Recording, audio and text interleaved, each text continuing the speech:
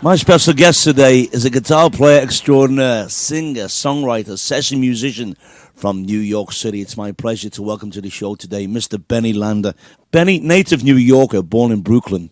You started out in the music business very young. You were playing around the city from the age of 14. Crazy, right? And I got a lot of resistance from my mom and my dad. It was insane, but I couldn't be stopped. Or did music run in the family? How did you start playing? Not really, but I could tell you that I have three older sisters, so all these records were in my house growing up. They loved music.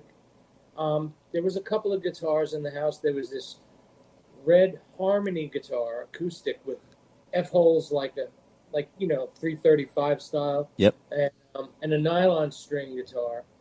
One of my sisters, my youngest sister, which they're all older than me, so I'm the pain in the ass in the family.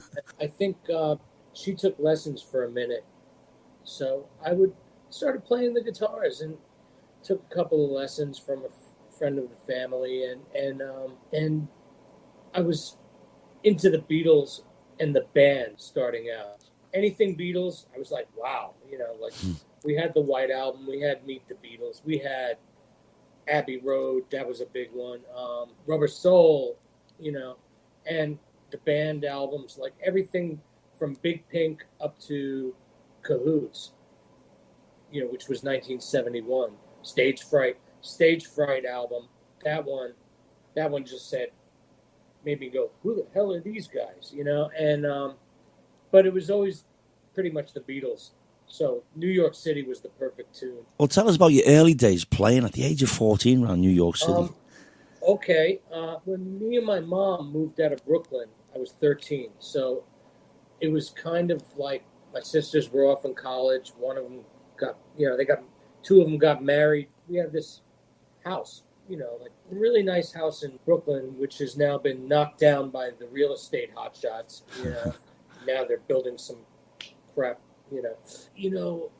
She was like, "You want to move to the city? We don't need this big house anymore." And I was like, "Hell yeah!" I was like, "Where?" She goes, "West 16th Street." So in my mind, because my dad lived in the Village on 12th Street.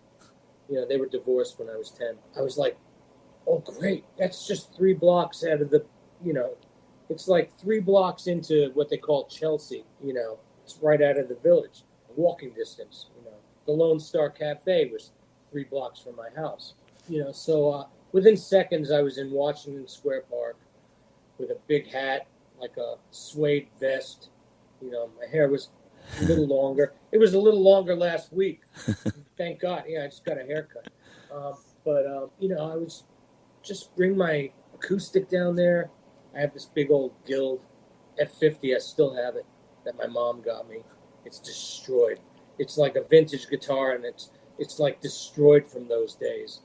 Belt marks, the neck once came up. We had to, it's crazy. But I use it for recording. I retired it from the road, and I was there playing a Fender Telecaster Deluxe with those Mocha Tellies with the Strat neck, and playing with people out there, and they were all older than me, and I was like into Hendrix, Cream, the Beatles, the Stones. I was all that classic stuff, and I practiced a lot, and I wasn't like a big school guy.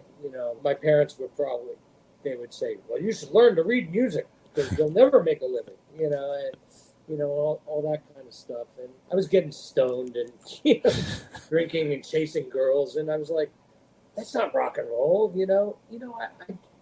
I was obsessed with playing, and so playing out there and people, sharing, drinking, weed, all that stuff. Yeah, I got yeah. caught up. I'm not gonna lie. I mean, I got caught up in all that too, but Yeah. the main thing was the music at the end of the day. What was your first gigs around the village? Did you start playing around the village as a kid? Yeah, I my first indoor gig was Mills Tavern, this place on Bleecker Street, and there was some pretty good people playing it.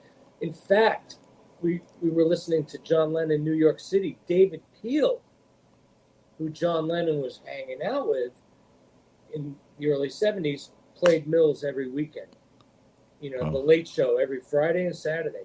I actually got to play with him, and he was just this classic New York hippie and activist and all that stuff. Yeah. Because Mills Tavern's quite famous. I remember watching a documentary called Dylan's New York, and Mills Tavern was mentioned because Dylan played there. But it later went on to become the Village Lantern. Yeah. Now Mills Tavern. I mean, it was a den of inequity, man. I mean, nothing except there was some good music, but otherwise nothing good happened in there. I mean, had a lot of fun. The owner was this character. I'm gonna keep it as civil as possible. But I don't regret those days for a minute. I just don't. Then eventually I moved up the block to the Back Fence, which was another great bar, and I played there. Then Kenny's Castaways and the Bitter End, and the Red Lion came a little later. I did my first big show when I was 16. Well, that's what molded you. So Greenwich Village, what a place to start. It used to be such a musical place, I mean, and Dylan, I'm sure like in the 60s, he was down there.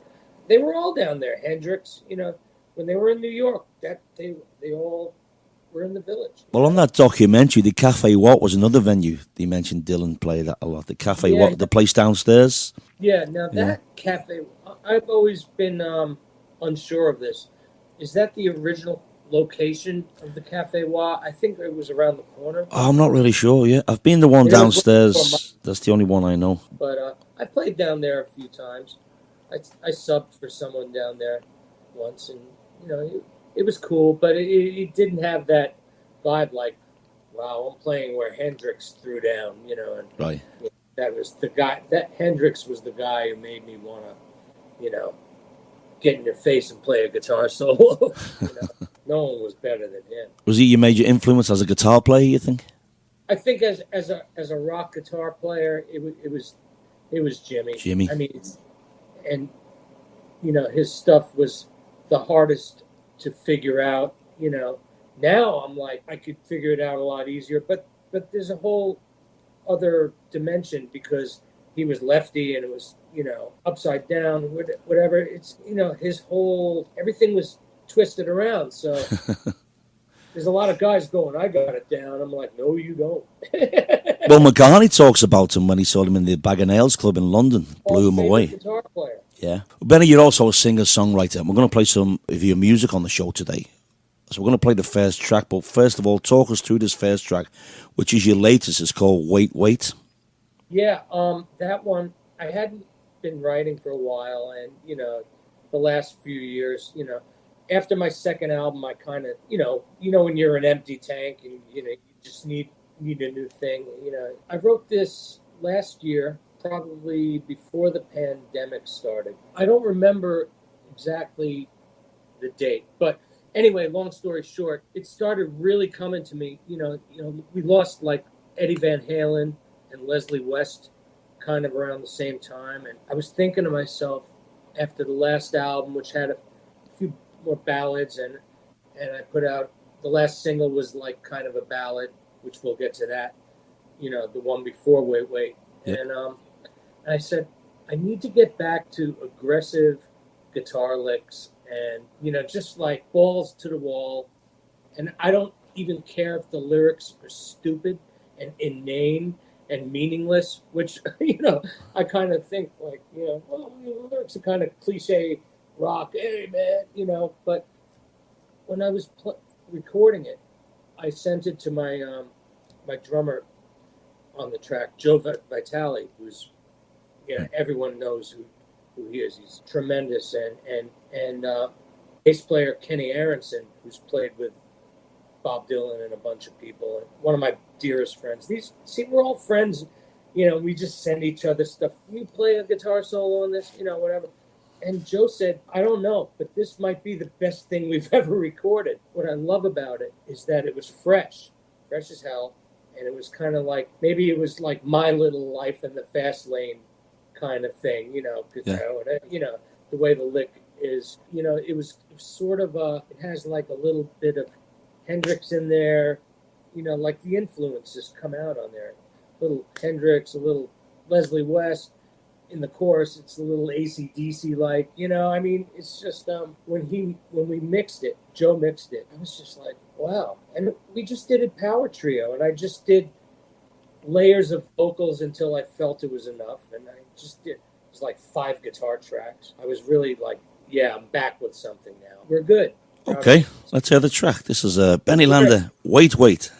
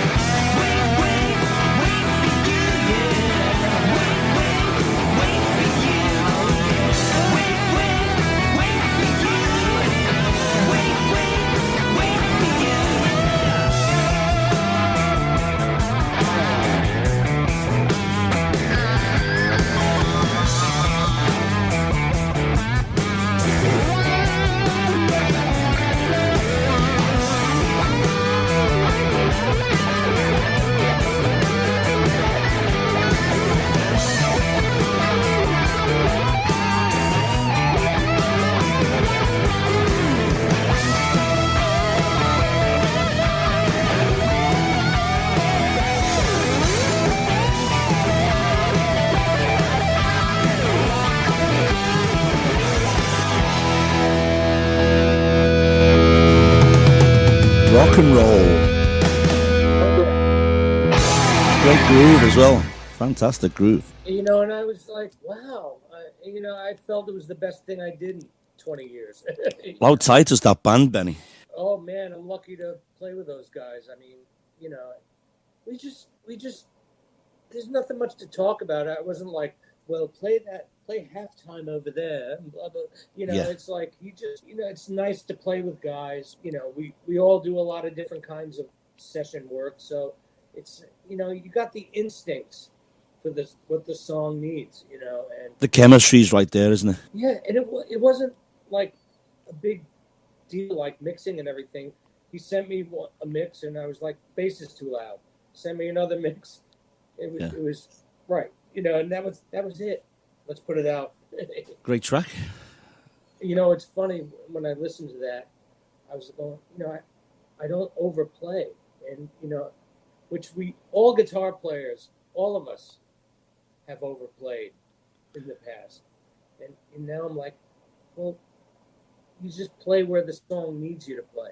Yeah, because the riffs were very melodic, I thought. Thanks. Yeah, Yeah. yeah. It's like from working with a lot of other artists. Like you walk into the studio on a recording session and you want to blow them away and you dress to impress. And it's like, hey, check out what this pedal does, and like whatever. But then they go, you're playing a little too much in that section, and you start to learn. Like when you listen to the Beatle records, there's no overplaying, there's underplaying. Less is more, Yeah. So I'm glad I learned that, because I wouldn't make a living if I didn't. So Yeah, I mean, the new documentary just come out, the Rick Rubin and McCartney thing. That was very interesting. I just finished that. I like when he said, he talked about, I make the best mistakes or something. I mean, McCartney, that songbook, it's the holy grail, Yeah, man. We'll get to McCartney in a bit. But Yeah, we will. Benny, you've worked with so many names in the business throughout the years. Let's talk about a guy you're really close with and have worked with for a long time. Great drummer and a great character, Mr. Phil Camino. Phil is one of my best friends. I mean, it's like I've always said, I have a few buddies that, I don't have a brother. There's like a couple of friends of mine, my buddy Dominic, we've been friends since I was a teenager, and Phil, who've been friends since 1988. I mean, I met Phil many years ago. What a character. Yeah, and he's such a great drummer, and it's like he's another guy that we just count the song off, and he's right there. He's musical, he always said when he plays a drum solo, he goes, guys play a drum solo and they bang away and they just do all this stuff. He goes, I try to sing the song while I'm playing the solo. Yeah. And that's very clever. I jammed with him. I've jammed with him a couple of times in New York. I've had the pleasure of being on stage with him. Great guy. Another good friend of yours, Steve Holly, former drummer with Paul McCartney and Wings. Well, he's another, now the list gets bigger. I mean, of like just great. He's a great human. And I met Steve in 1987 down in the Village, or 87. I did my first ever Benny Landa original demos with him and his bass player Keith Lenton, who's on one of the tracks that you're going to hear. Steve, it was funny. Back to the Egg came out when I was 13 years old. And I remember waiting for the record store to open the day it came out. And I was like, wow, new guys in Wings and blah, blah, blah. And I was like, wow, this is a rocking album. I just remember, it must have been like 79, like 8 years later, I see him playing on Bleecker Street with Jimmy Vivino from the Conan O'Brien band and, All right. all that. And I just introduced myself, and then I said, hey, can we do a gig sometime? And I was drunk, and he was like, yeah, I'll play with anybody, mate. And he's another one of those guys. Like, I was going through some tough stuff around 2006. It was like, me and my girl broke up, was having money problems, I got the chicken pox. Chicken pox? I was like in my 30s. I got the chicken pox. It was like those three things happened at like around the same time. Steve called me every other day to make sure I didn't start drinking again, or it's like, make sure I didn't jump off a building. He was like, "Are you all right, mate? Just checking on you." And that's that. I'm so lucky. And needless to say, playing music with this guy is the three guys we've talked about since this thing started. It's playing with those guys. It's an education, but it's so much fun. You wanted to include a recording today, which Steve plays on. Yeah. So we've got a track called Sympathy. Tell us about that. Sympathy, that was my first record. Like, I found my niche. I made the record, and Keith Lenton produced it mostly. Well, he co-produced it with me, but, you know, this record was such a learning curve, you know, like, we play different in the studio than we play on stage. You don't have to, like, bash away in the studio, although there's some killers on this. That was me, Steve, and Keith Lenton, and I think the late Mike Tate sang the background vocal, who Andy knew Mike very well. Yeah. And, I remember we played this live, and, I'd be like open tuning, and it was different live because when you were in open tuning, the notes are in different places. But this was a really great track. It was just like pumping, Check it out. One more thing, Steve reminded me of like more of on this, like a modern kind of Mitch Mitchell kind of thing, he was just thunderous on this. I thought this would be the best one to represent that band. Sympathy, Benny Landa featuring Steve Holley.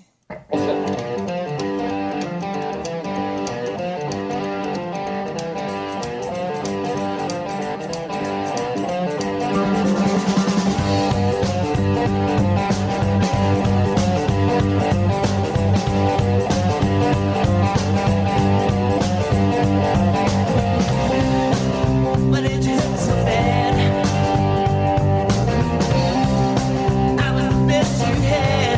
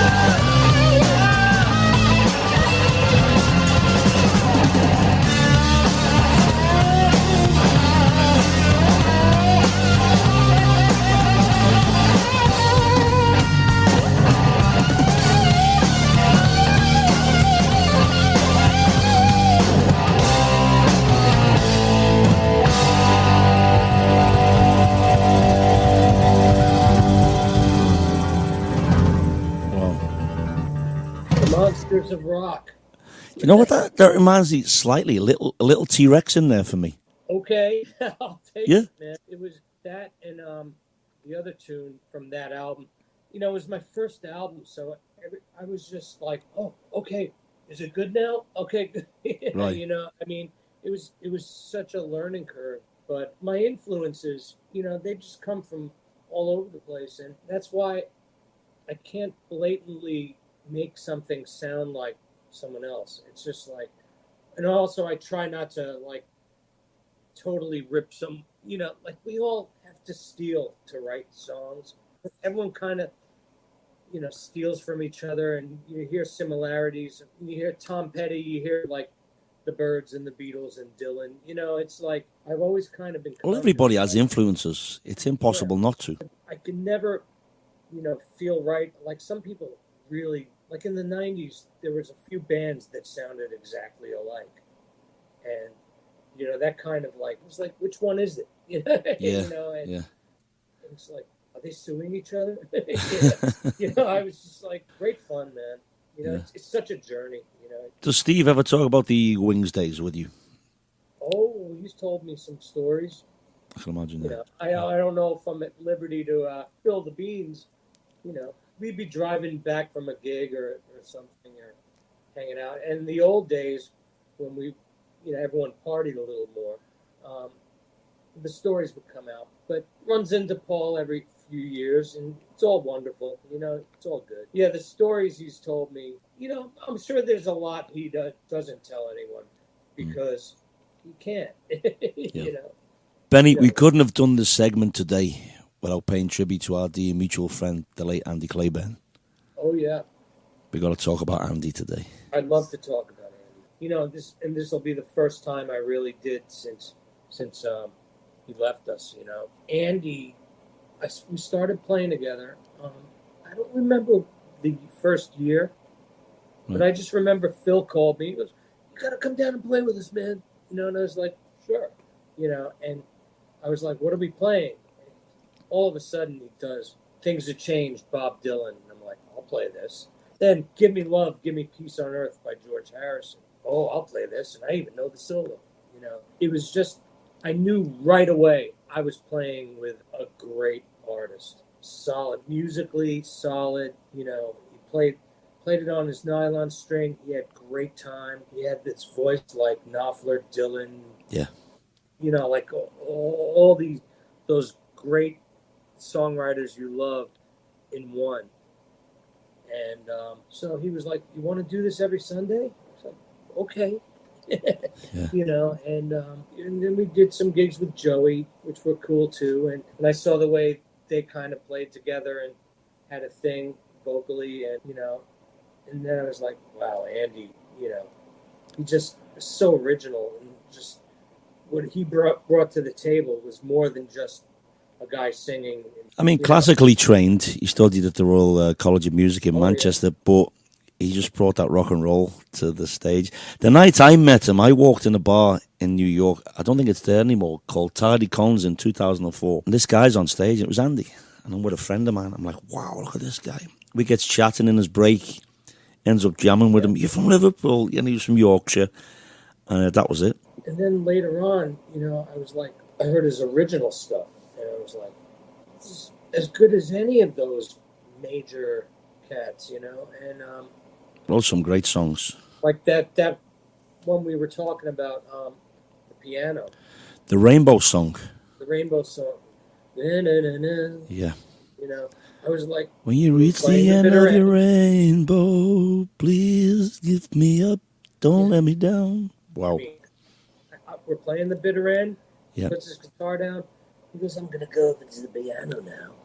And I was like, dude, you know, and I'm sitting there, and I don't really know the song. You know, we weren't big on rehearsing much. You know, we liked the element of danger on the gigs, you know, and it was good, you know, and an absolute heart of gold. Absolute heart of gold. Nothing was too much for him. He helped so many people, you know. He did, and I just remember we were playing that song, and I was like sitting there playing, noodling along with him, and I was going, I'm going to lose it. I'm going to start crying on this gig. It was like a Lennon song. It was like any great John Lennon song you've heard, and Yeah. God bless him. Yeah, I mean, one story sticks out for me.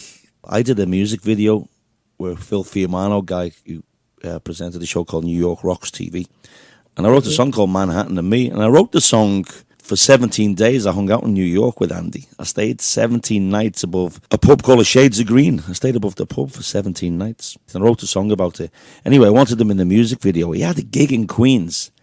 And he came down to the Red Lion just to be in the video. And then he went to his gig.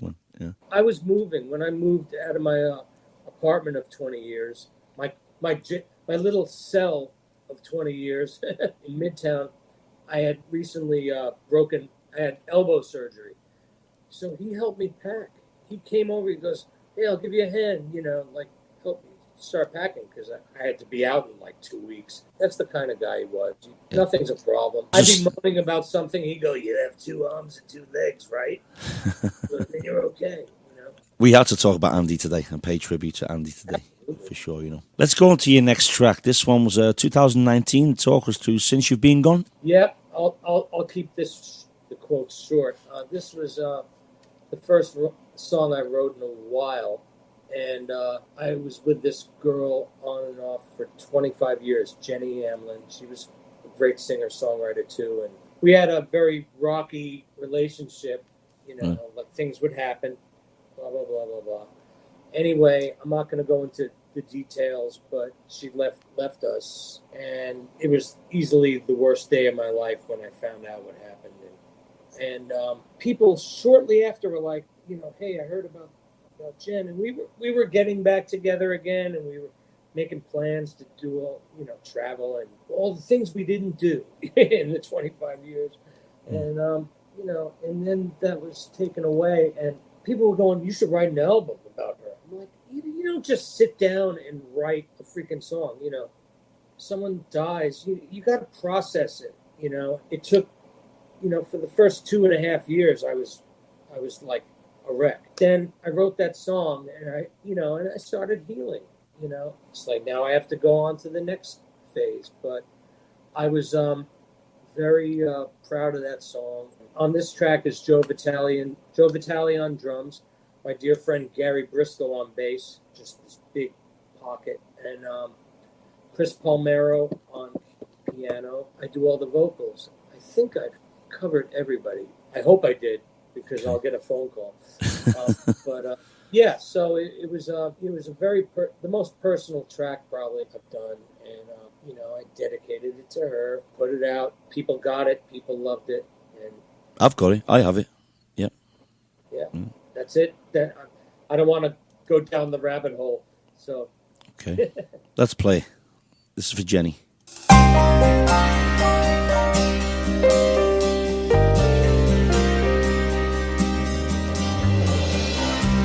Cares what the people say, only you and I know the truth. You came back to me, it was a gift in my love, that's nothing new. Things will get tough and out of control when you think you've got it down cold. Just one thing you need to know: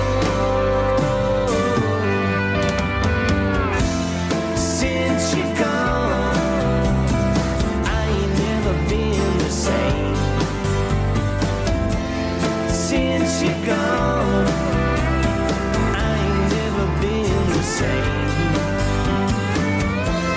Since you've gone, I ain't never been the same. We came this far, we raised the bar. Baby, I've got a plan. Let's take a trip somewhere only you and I can understand.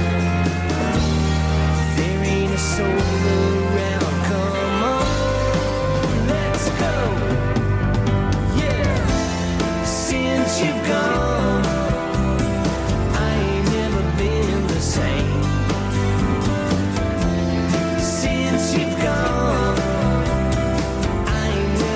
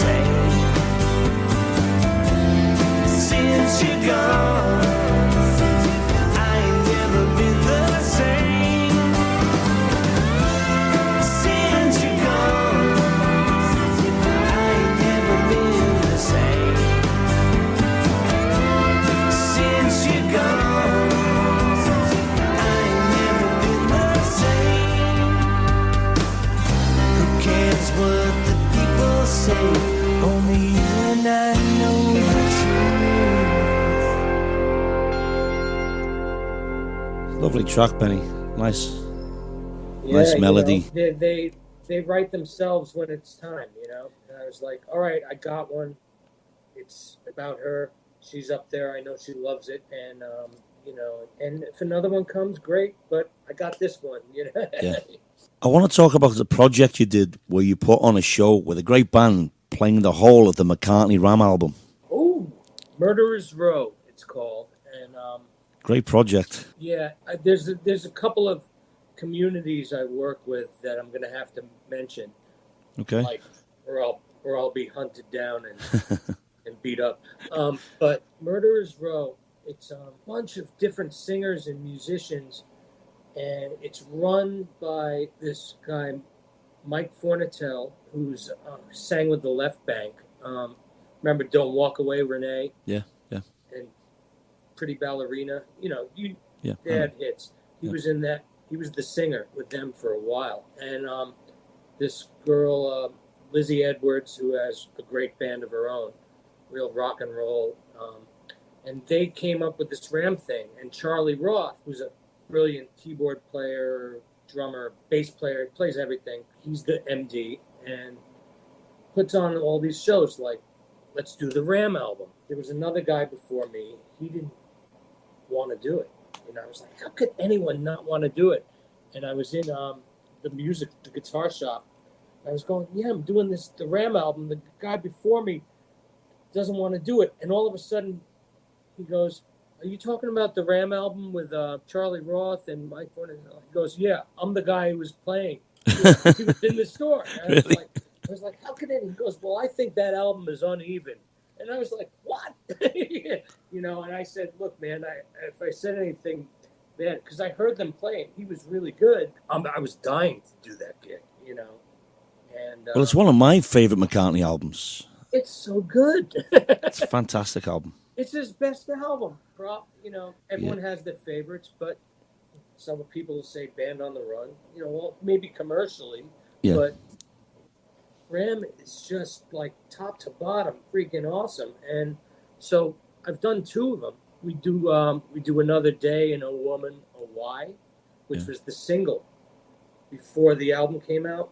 Remember Another Day? Yeah. Every day she takes a morning bath. She what? Yeah. Yeah. Figured out those guitar parts. That was Dave Spinoza, another giant in the 70s session world, you know, and I was like, wow. And Hugh McCracken.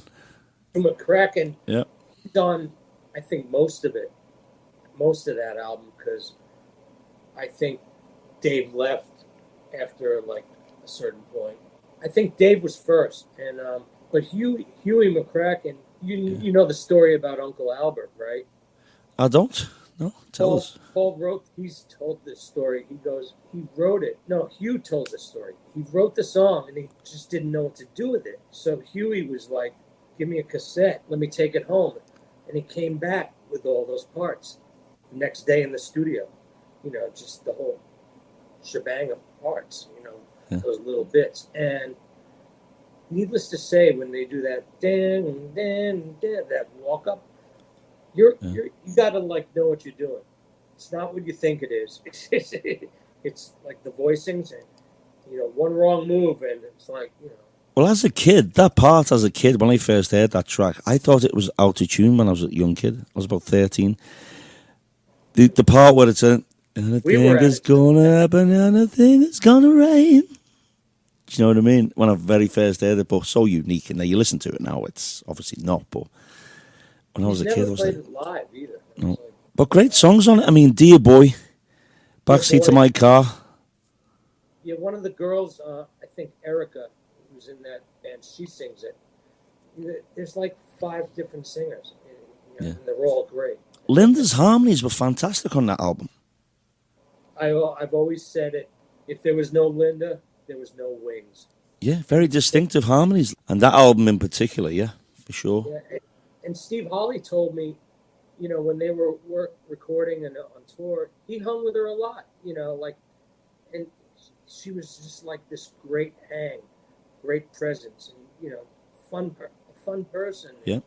You know, but no, I mean, you listen to those records, those vocals, it's great, you know. she took a lot of crap Yeah. from those idiots. I know. Yeah. But what a project to play that live. Yeah, it is, and I think we've gotten it down to the point where we rehearse twice, Wow. because we've done it now. But Yeah. it's just I'm looking forward to it. September 20th at the Cutting Room. Oh, so you're going to do it again in September? Yeah, I might fly over for that one.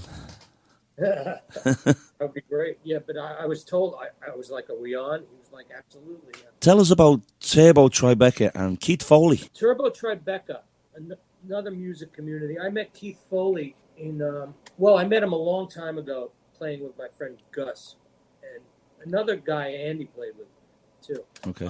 Amazing guitar player, dear friend of mine. And Keith was a drummer, great drummer, and we sat in one night and we did White Room, and I was like, "Oh, that was fun." Then it was weird. We were on Facebook, and it was shortly after I was starting to heal up from my surgery, and he was like, "I'm going in the studio with blah blah blah blah blah," and I put a comment. I said, "Save me a track," And all of a sudden he called me, and we had such a good time. We did a covers album, which just started off innocent. I was like, I want to cut a Johnny Winter tune, and so I got one of those cool Johnny Winter tunes from the 70s, Pick Up On My Mojo from John Dawson Winter, I think that was the album. And we recorded it, we had fun. He goes, let's do another one, blah, blah, blah. So we did another one, and then I was like, you know what tune I've always wanted to do? Love Ain't For Keeping by The Who. Let's do a cross between the Odds and Sods version and I started playing lap steel because a friend of mine, Big Ed Sullivan, great guitar player, he goes, listen, I have a lap steel on consignment at 30th Street. Just go grab it. He goes, they don't care. I can't give it away. Because I couldn't play while I had the surgery done. Yeah. So, but I could play lap steel because I didn't have to move. So so I was like, okay. So we did the thing with me and Keith. We did the Who thing, and I played lap steel and did a trade-off with the regular guitar and the lap steel, and I was like, I can't stop. But it was just like, it came out so good. We had so much fun. So he executive produced this covers EP, which is on iTunes as well as these two, and became one of my best friends. And we've done so many tracks now, like with different singers, and I got Joe Vitale and Kenny Aronson, all the guys I play with, and he's an incredible cat and an incredible rock and roll drummer, and we're still going. We just did two more. We did a Traveling Wilburys one. I'm not going to give it away, and a Steely Dan song, which was like, I was like, yes. But we've done like loads of tracks since then. We're still going. Okay. And now we're starting to get back into a room together, and play. Everyone's vaccinated, Keith is another one of we just became great friends. I know if I didn't mention him, he would pump me down, but I love him to death, and it's just real great fun. And we put together like different combinations of players. The music always comes out good. And Mark Dan is the engineer, another brilliant musician, and JP Bowersock produces most of it. He was a guitar player, producer, and he played with Ryan Adams for a bit. There's a lot of talent in that room. We're going to play your next track. This is Love Each Other. All right. Just so you know, that's me, Joe Vitale, Kenny Aronson, and the great Tommy Mandel on keyboards. This is one of my favorites. Love Each Other, Benny Landa.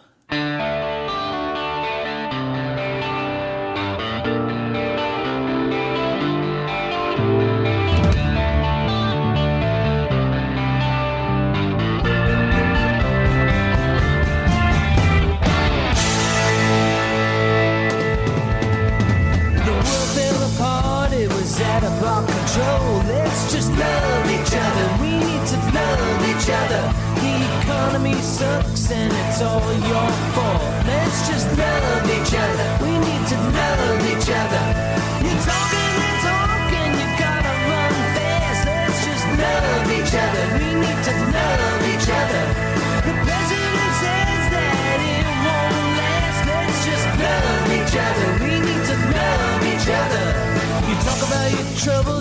tell you to go to hell. Let's just love each other. We gotta love each other.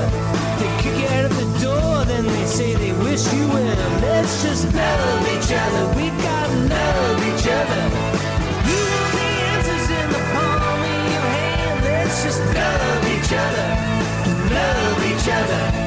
We always hate what we can't understand. Let's just love each other. We need to love each other. Gotta love each other. We gotta love one another.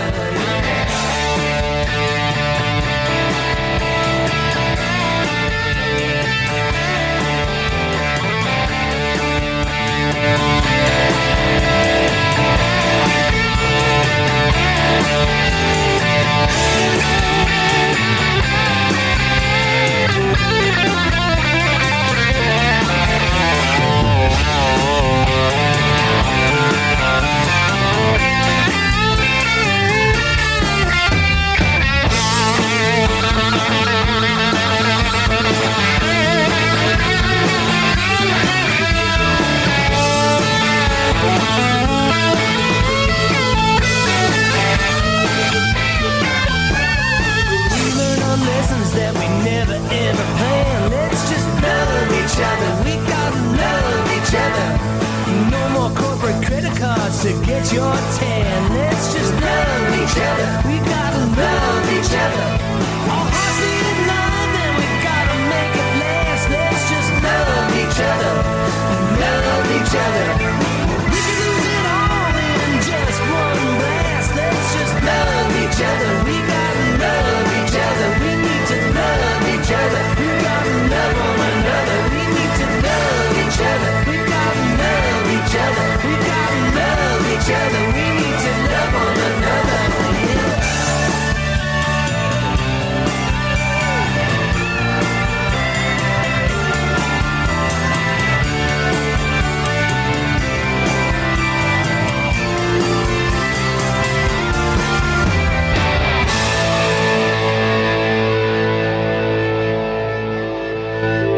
I really like that one. It's fun, right? Yeah. On that album, there was a couple of tunes that got a little political, and I was like, "All right, be careful." But that one, that was the last tune I wrote for that "Rain to the Sun" album. And I was like, "Well, the last tune and the first one on the CD." Benny, you performed with the legendary Mark Knopfler at Dire Straits. Tell us about that. I did once. I was about 18 or 19 years old, and it was at the Cat Club, which used to be on East 13th Street between 4th Avenue near Broadway. Dire Straits was the biggest band in the world with money for nothing and your chicks for free. And I was in a band with this guitar player, Baker Lee. We called it Baker Lee and Five Fun Guys. And we played every Tuesday at the bitter end. And our drummer was really Doug Rock, who lives in, I think, Denmark or Switzerland. He's somewhere out there. He's kind of off the grid a little bit. And he got this together.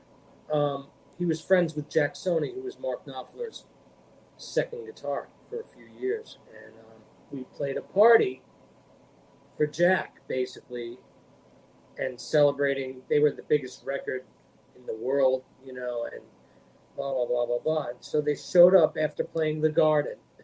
Wow. There were two amps.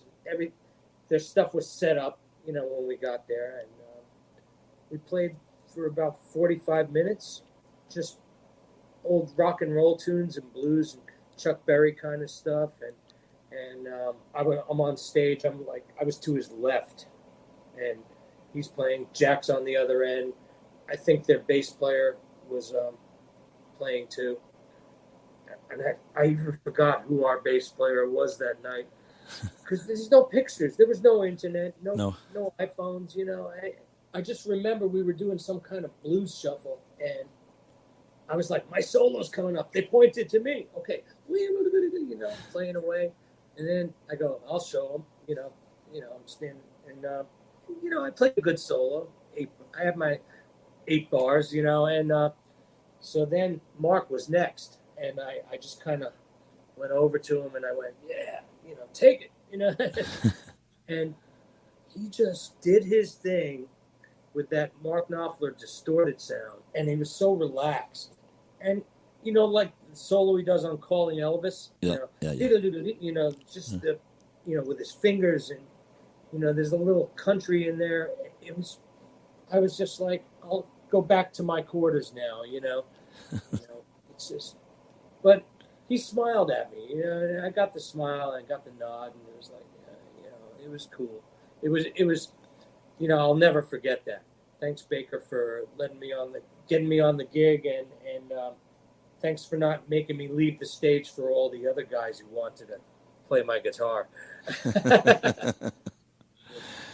You got a funny story about a homeless guy trying to sell you a particular CD. Oh, yeah.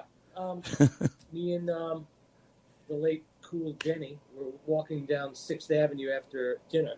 And so I was like, all right, let's go somewhere and get a cappuccino or whatever. And there was this guy, homeless guy, selling a bunch of stuff, just belongings.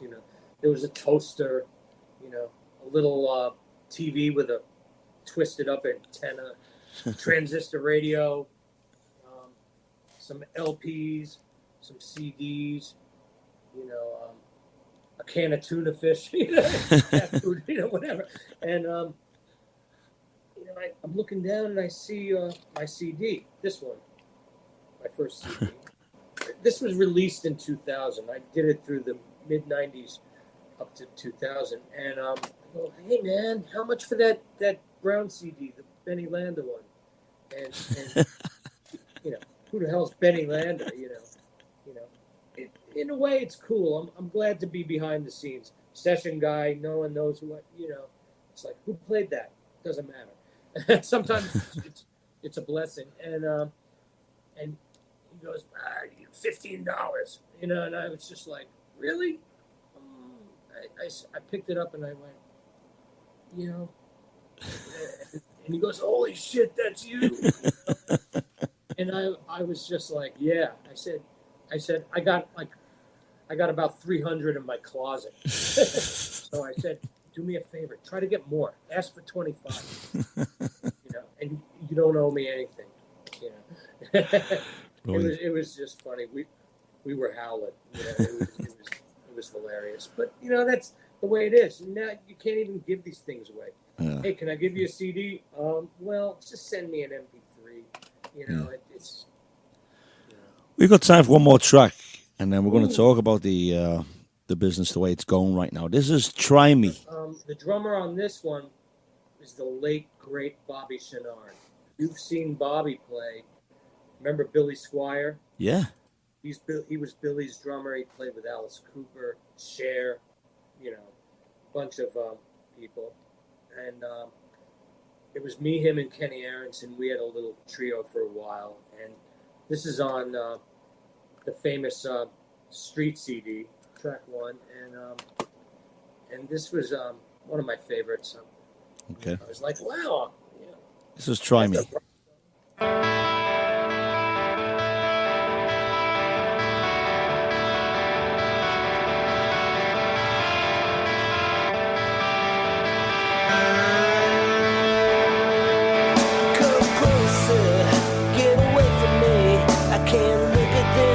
No more. I'm moving away from here. I really don't want to go. If you try me, I might change my mind. If you try me, I might make you mine. So call me, don't hurt me. Make this worth my while. Don't tell me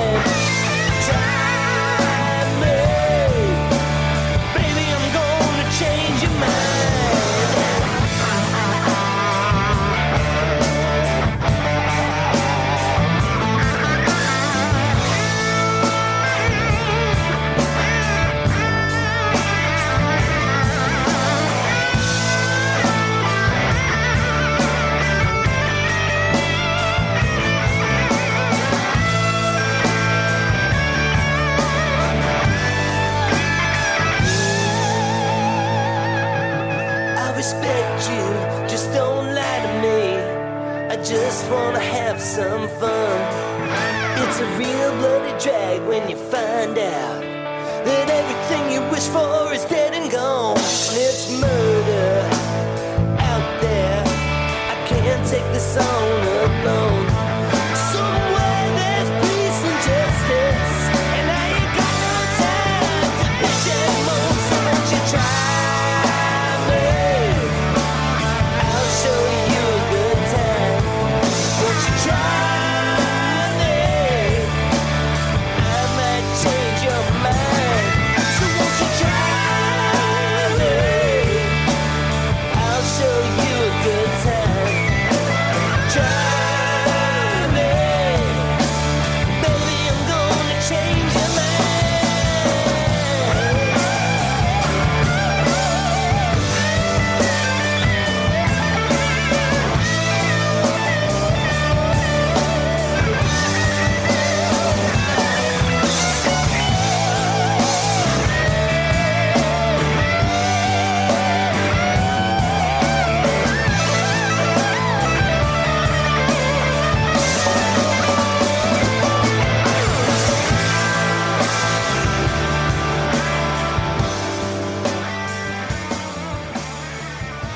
Try me, Benny Landa. You know what? I forgot. There's a backup singer on that. My friend Mark Newman, great musician, great player.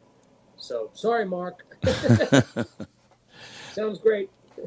All the tracks have been great, Benny. Thank you. Fantastic. Maybe I'll put the band back together for a gig one of these years. What's the best platform to get your music? I'm on iTunes, Yep. Apple Music, which is Apple Music, basically. Apple Music, iTunes, Amazon Music. I'm on Spotify. I'm not a big fan of Spotify, but Yeah. Well, do you know what? Before we do close, an interesting topic you did want to talk about is credits on recordings nowadays, since everything's gone digital. And this is a good point. it really sucks because, like in the early days, when in the 50s, 60s, and even the 70s, a lot of musicians weren't credited because it was all session people, and like you could look at a Monkees record and there might not be a lot of people didn't get credited. They would be like just the artist, credits, the Monkees, Mickey, Mike, Peter and Davey, and but who played that guitar on Valerie? Last Train to Clarksville, which was I forget his name. He's tremendous, but it's like you just didn't. And then you find out, that was Glenn Campbell. Wow. Or You're talking session players there now, Glenn Campbell. Blaine, Wow. Al Blaine, Jim Gordon, Jim Keltner.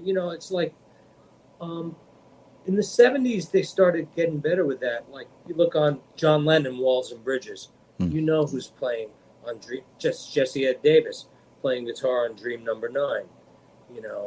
Jim Keltner on drums, Klaus Vormann. You just Nicky Hopkins played piano on that. Bobby Keys, because by then they started crediting people correctly. Yeah. And like the Beatles, when they had the orchestras, I don't know who any of those people were. That's right. I mean, I used to love getting the albums as a kid, the vinyls, and later CDs, and reading every bit on it. Yeah, now I can't even read the CDs without putting on, But it just makes me crazy because I'm 10 years behind a lot of those people, And in the 80s, I was running around going, "Why don't I have that gig?" I was like, "Well, you're 18 and you're a drug fiend. They don't want you. I mean, you got to learn how to control yourself, And I got sober in 1992, okay. And then I noticed I started getting better gigs and better jobs, and I didn't get fired, anymore. It's like, well, I guess it's working. But what happened was when vinyl stopped being made, and CDs, and when everything went digital, that was pretty much the beginning of the end, because the big ones like Springsteen or McCartney or blah blah blah. Yeah, you're gonna see the credits. They're gonna list everything because it's big money and Yeah. big stuff. But independent people like us, it's like you have to get someone to print things up, and if you're making CDs. And when I went on CD Baby for the for Wait to release it, I was like, there's usually a place where you could write the credits, and it wasn't there anymore for some reason. Oh, So really? I released it, but there used to be a separate place where you could write so and so on bass, so and so on drums, and I was just like, oh come on, man, There anymore? Yeah. you know. It Oh. really it bums me out because I've played on a lot of things. It's a I good played- point. It's a good What? point. It's a good point. Yeah. I played on there was this blues artist, Howard Tate. He was like a famous R&B guy who was out of the scene for a long time. I played on his record. I think the credits on All Music, but there's a lot of other session people on there who are more well known than I am, so I guess, they got it right, but it's really hard. And then I'm like, please spell my name right. No IE, please, with a Y, That's happened, But Benny, it's been a pleasure, my friend. yeah, man. Thank you so much for joining us. Great stories, great songs. I hope everyone enjoys it. I had a good time. Absolutely. Great stories. Great journey. Native Yeah, New it's a Yorker, New York City music. I hope to be in New York again soon, and we'll hook up. Yeah, definitely let me Sure. know. Yeah. We'll do something. Yeah, we'll go out for dinner or something. We'll go and see a show or Yeah, whatever. I'm always here. I'm always recording and doing stuff. I'm blessed to still be doing it. So. Absolutely. Keep rocking, Benny. Thanks, brother. Appreciate you. Benny Landa. Thanks, Joe. Thanks, buddy. Thank you. Good time.